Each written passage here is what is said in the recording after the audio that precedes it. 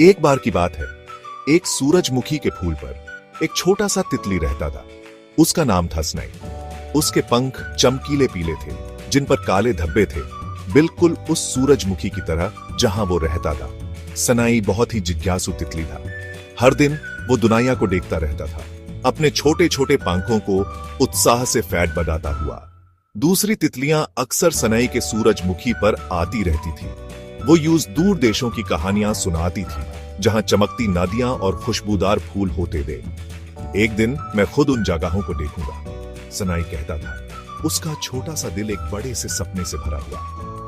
एक सुबह घास के मैदान में तेज हवा चली। सनाई अपने सूरजमुखी को पकड़े हुए डर गया, लेकिन फिर यूं दूर देशों की कहानियां याद आई। ये हवा, उसने सोचा, मुझे उन अद्भुत जगहों पर ले जा सकती है।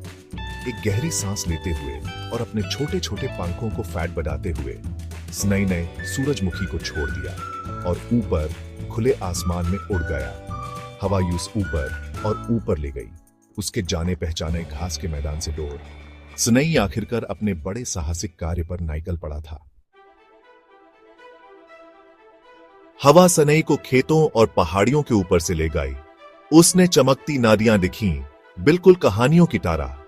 उसने रंग बिरंगे फूलों से भरे हुए घास के मैदान देखे, जितना उसने कभी सोचा भी नहीं था। सब कुछ नया और रोमांचक था। हालांकि जैसे जैसे दिन ढलता गया, हवा धीमी होने लगी। स्नेही को थकान महसूस होने लगी।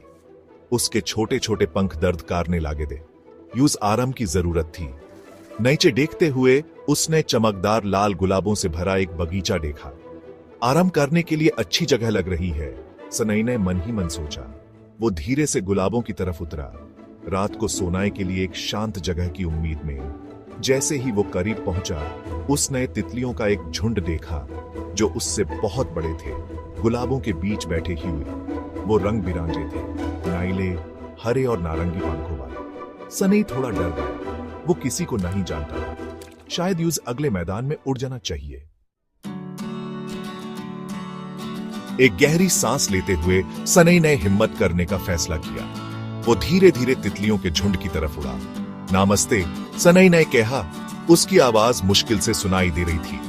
दूसरी तितलियों ने बात करना बंद कर दिया और उसकी तरफ देखने लगे। स्नेही को अपनी छोटी आकार का एहसास और भी ज्यादा हुआ जब सबकी नजरें उस पर थी। यूं आश्चर्य हुआ, तितलियों ने यूं भगाया नहीं। इसके बजाय चांदी के धब्बों वाली एक सुंदर नीली तितली ने उस पर मुस्कुराते हुए कहा, अरे नमस्ते छोटे, तुम्हें हमारे बगीचे में क्या